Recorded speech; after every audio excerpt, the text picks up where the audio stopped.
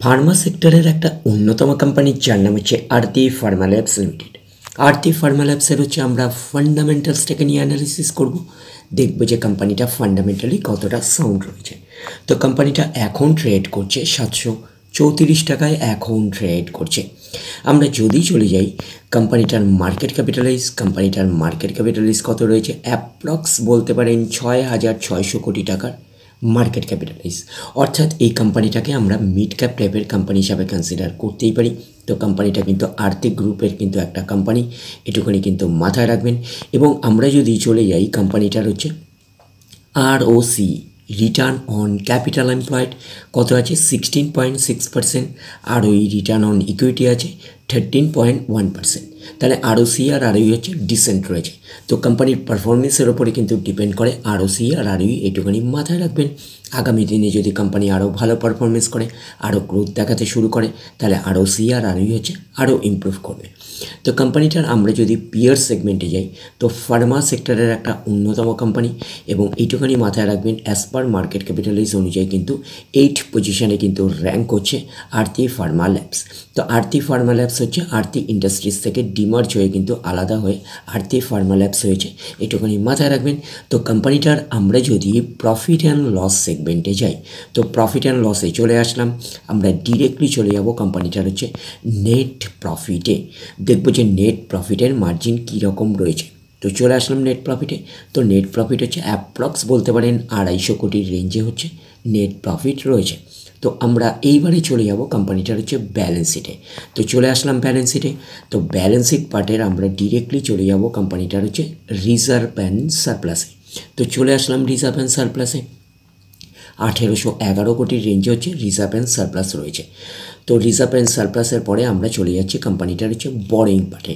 তো বরিং পার্টে চলে আসছি। বরিং পার্টের হচ্ছে ফার্স্ট পার্ট হচ্ছে লং টার্ম বোরিংয়ে। তো লং টার্ম বোরিংয়ে চলে আসলাম। 102 কোটির রেঞ্জে হচ্ছে লং টার্ম বোরিং রয়েছে। তো লং টার্ম বোরিং থাকা মানে কোম্পানির এক্সট্রা বার্ডেন থাকে ইন্টারেস্ট পে করার ব্যাপারে।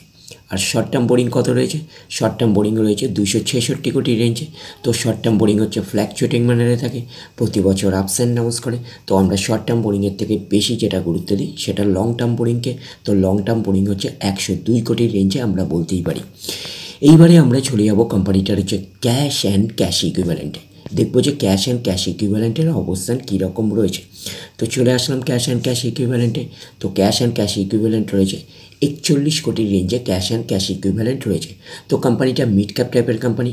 তো মিড ক্যাপ টাইপের কোম্পানি হিসাবে ক্যাশটা একটা ওকে টাইপের পজিশনে রয়েছে বলতে পারি 41 কোটির রেঞ্জে। আর শর্ট টার্ম বোরিং ন্যাচারাল ব্যাপারে আমরা জানি যে ফ্ল্যাকচুয়েটিং ম্যানারে থাকে, প্রতি বছর আপস অ্যান্ড ডাউন্স করে।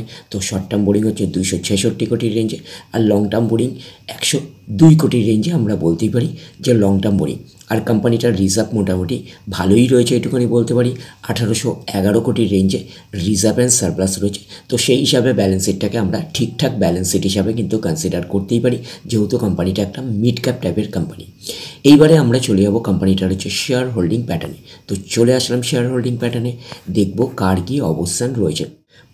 প্রোমোটার মিন্সকে কোম্পানির ওনার কত পার্সেন্ট স্টেক হোল্ড করে রয়েছে, 44.65% কিন্তু স্টেক হোল্ড করে রয়েছে প্রোমোটার।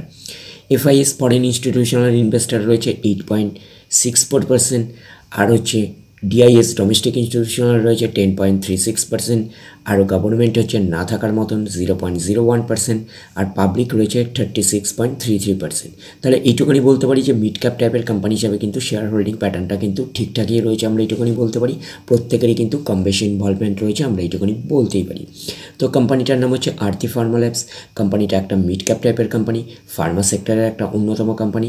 তো সেই হিসাবে কিন্তু কোম্পানিটাকে আমরা এইটুকুনি বলতে পারি, কোম্পানিটাকে ফান্ডামেন্টালি সাউন্ড কোম্পানি হিসাবে কিন্তু কনসিডার করতেই পারি, যেহেতু মিড ক্যাপ টাইপের কোম্পানি।